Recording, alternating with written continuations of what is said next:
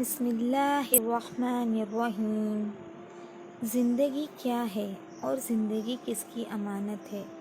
آج ہر مسلمان سب سے بڑے دھوکے میں ہے کہ وہ سمجھتا ہے اس کا جان، مال، یہ ساری کی ساری چیزیں وقت اس کی ملکیت ہے، حالانکہ ایسا نہیں ہے۔ اس کا جان اور مال اور وقت اللہ کی دی ہوئی امانت ہے۔ اگر اللہ نہ بناتے تو ہم وجود میں آتے ہی نہیں ہیں۔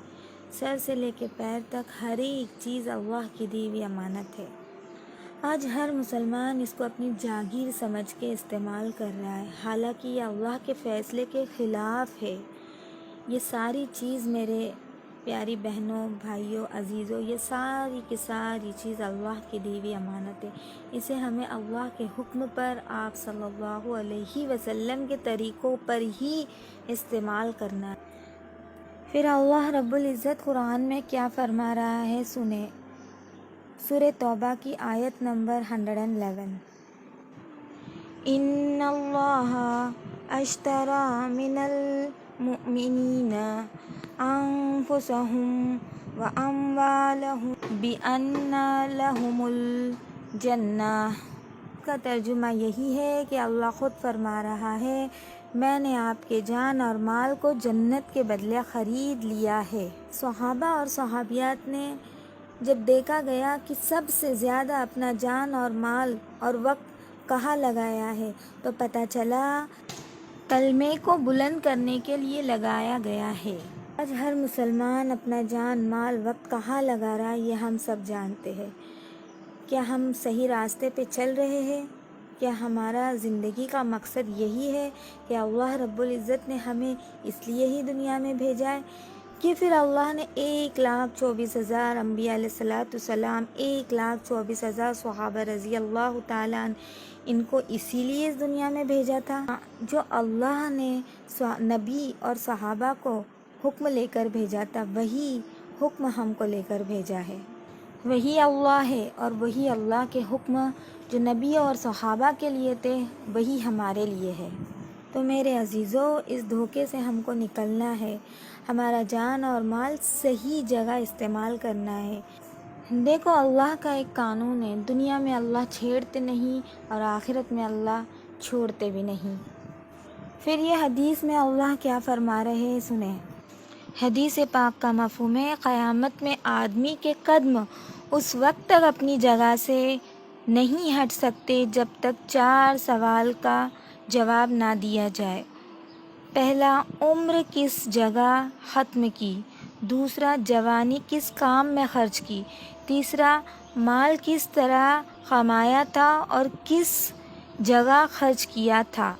چوتھا، اپنے علم پر کیا عمل کیا تھا؟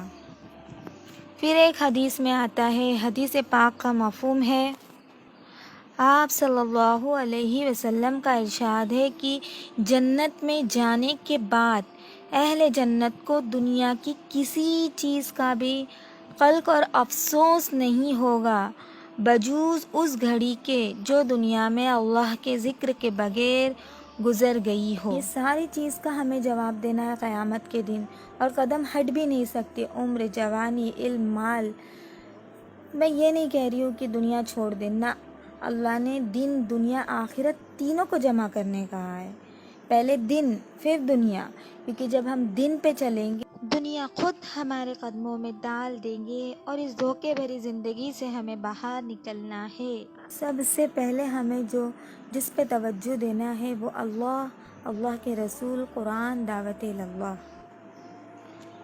زندگی 2 دن کی ہے اور آخرت ہمیشہ کی ہے، اور آخرت کبھی نہ ختم ہونے والی زندگی ہے، اور زندگی تو مختصر سی ہے۔ جیسے ہی قبر میں ڈالا جائے گا، ہمارے رشتہ دار، ہمارے اپنے 40 قدم چلتے ہی سوال جواب شروع ہو جائے گا۔ فرشتے آئیں گے اور پوچھیں گے، من ربک، من دینک، من نبیک۔ اگر ہماری زندگی ان تینوں چیزوں کے مطابق دنیا میں گزری ہوں گی تبھی ہم اس 3 سوالوں کا جواب دے پائیں گے۔ پوچھیں گے، بتا تیرا رب کون ہے؟ تو اگر ہم نے دنیا میں رب کے احکام کو پورا کیا ہوگا تو ہم اس وقت کہیں گے، میرا رب اللہ ہے۔ پھر ہم سے پوچھا جائے گا بتا تیرا دن کیا ہے۔ اگر ہماری زندگی دن کے مطابق گزری ہوگی، جو آج لوگ کہتے ہیں دیندار بن جاؤ دیندار بن جاؤ، تو اس وقت ہم کہیں گے میرا دن اسلام ہے۔ پھر کہا جائے گا بتا تیرے نبی کون ہے۔ اگر ہماری زندگی دنیا میں ہمارے نبی کے طریقوں پر، سنت طریقوں پر اگر ہم گزارتے ہوگے تو اس وقت کہیں گے میرے نبی آپ صلی اللہ علیہ وسلم ہے۔ اور ہم نے قبروں میں 3 سوال کا جواب دے دیے تو ہم انشاءاللہ قبر کی گھاٹی پار کر لیں گے۔ قبر کے سفر سے تو ہماری آخرت شروع ہوگی، اور قبر کا سفر ہی سب سے زیادہ خطرناک ہے۔